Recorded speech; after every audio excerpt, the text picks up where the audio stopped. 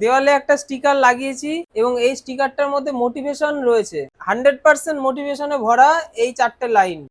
এই 4টে লাইন আমাদের প্রত্যেকদিন যদি আমরা চোখের সামনে দেখতে পাই, তাহলে হয়তো আমাদের ইচ্ছা করবে না এবার কিছু করতে হবে। কি করছি কে বোঝাতে পারবে? এখানে বলা হয়েছে দ্য ফিউচার, তোমার ভবিষ্যৎ নির্ভর করে on that you do today, তুমি যেটা আজকে করছো। যদি আমরা আজকে ভালো পড়াশোনা করি তাহলে বড় হয়ে আমরা অফিসার হব, যদি আমরা আজকে কোনো খারাপ কাজ করি তাহলে বড় হয়ে আমাদেরকে খাটনি খেটে মরতে হবে।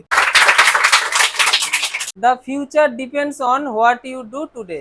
আমাদের ভবিষ্যৎ ডিপেন্ড করে রয়েছে আজকের দিনে আমি কি করছি। জীবনে সফল হওয়ার পর যে আমাদের খাটনি খাটতে হবে না এমনটা না, কিন্তু তুই একটা ভালো যদি কাজ পাস সেই কাজেও তোর খাটনি আছে, তুই কমা কাজ পেলেও সেই কাজে খাটনি আছে। তুই একটা ভালো কাজে যখন অনেক টাকা রোজগার করতে পারবি, সমাজের সবাই যখন তোকে চিনবে, সবাই তোকে আইডল বলবে, সবাই তোর মতো হতে চাইবে, তখন দেখবি তোর ওই কাজ করতে আরো বেশি ভালো লাগবে। আমাদের ভবিষ্যৎটা কেমন হবে সেটা পুরোপুরি নির্ভর করছে আমরা আজকের দিনে কি করছি। আমরা বলি না ভবিষ্যতে আমরা ভালো করে পড়ে ভবিষ্যতে আমরা কিছু হব, ভবিষ্যৎ বলে কিছু নেই, আজকের দিন থেকেই তোমার ভবিষ্যৎটা শুরু। তোমার কোম্পানি যদি খারাপ কোম্পানি হয়, তুমি যদি এভিল কোম্পানির মেম্বার হও, তাহলে তুমিও এভিল কোম্পানিরই একজন কিছু হবা প্রোডাক্ট। এবং তুমি যদি আজকের দিনটা সঠিকভাবে কাজে লাগাও, মানে তুমি ভবিষ্যতে যেটা হতে চাও সেইটার কিছু একটা তুমি আজকের দিনে করছো, মানে প্রত্যেক দিন সেটার কিছু না কিছু তুমি করছো, তাহলে তোমার ফিউচার খুব সুন্দর তৈরি হবে।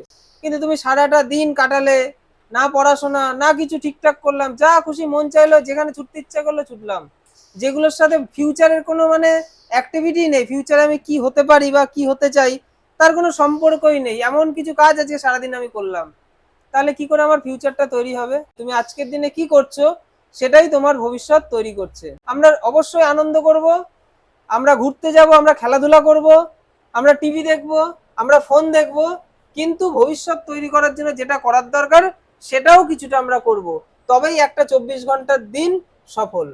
মানে সারাদিনের রুটিনে তোমার পড়াশোনা, ভবিষ্যতে অবশ্যই তুমি যেটাই করতে চাও পড়াশোনা তোমার কাজে লাগবে। এই বয়সে তো তুমি অন্য কিছু আর করতে পারবে না।